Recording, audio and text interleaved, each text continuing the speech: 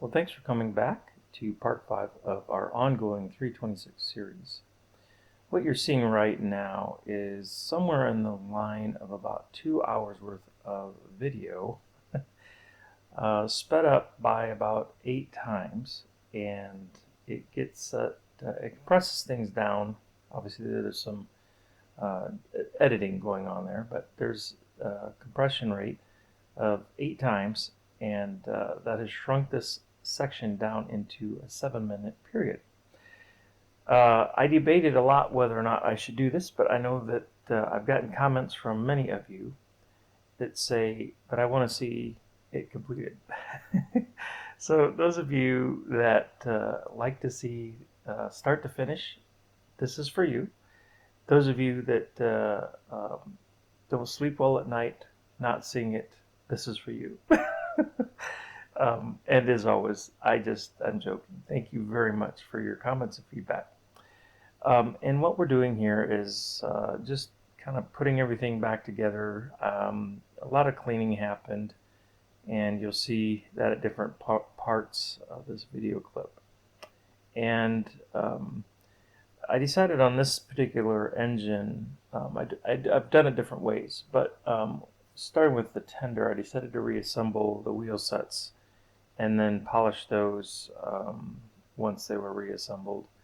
I don't know that there's necessarily a right or wrong way to do it. I've certainly done them with wheel sets disassembled, but I wanted to do it this way, and so you'll see me doing that. It's a little unusual. Another reason I decided to clean the tender wheel sets with them assembled was I also wanted to check the adjustment of the additional pickups, the pickups between the wheel sets. I did some cleaning of those, a little bit of polishing, although they don't tend to tarnish very much. But certainly want to check those for free movement, make sure the springs were working as they should. And so that's another piece of what's going on at this point.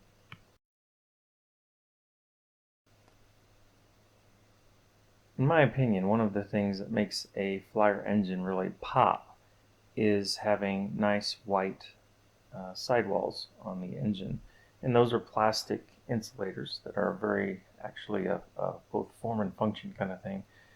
They add aesthetics but also provide insulation so the engine doesn't short up.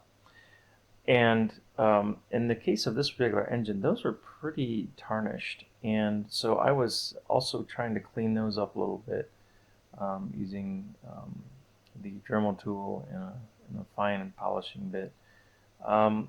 They are improved. I'm not super pleased with how they turned out, but all I could do was make them better, and that's what I was doing here.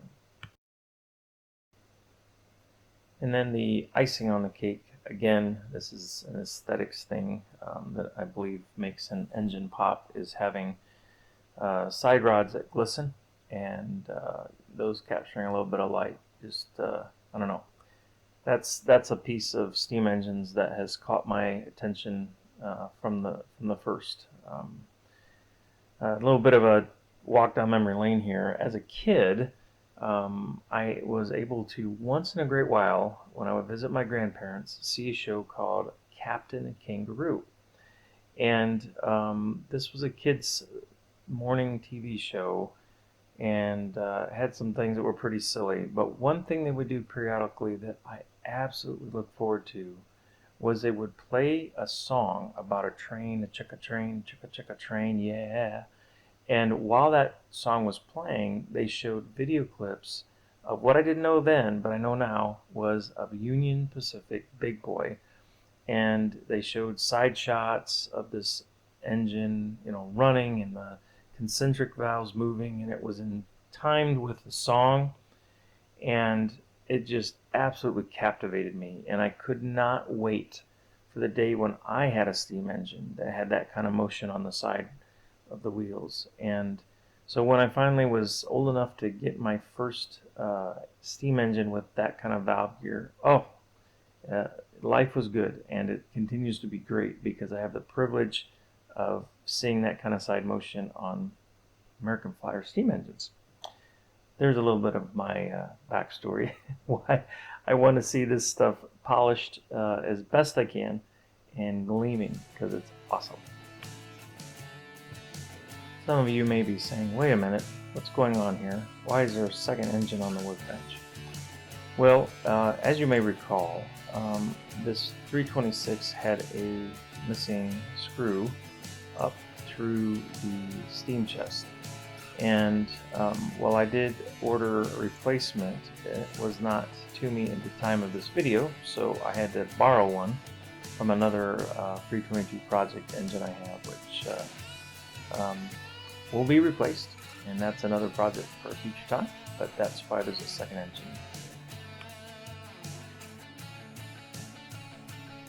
Now with the screw in place, I'm able to start the rebuilding the side valve here after it's been nicely cleaned, and I'm doing a tiny bit of lubrication as I go, because you all know where there's friction you should have some lubrication.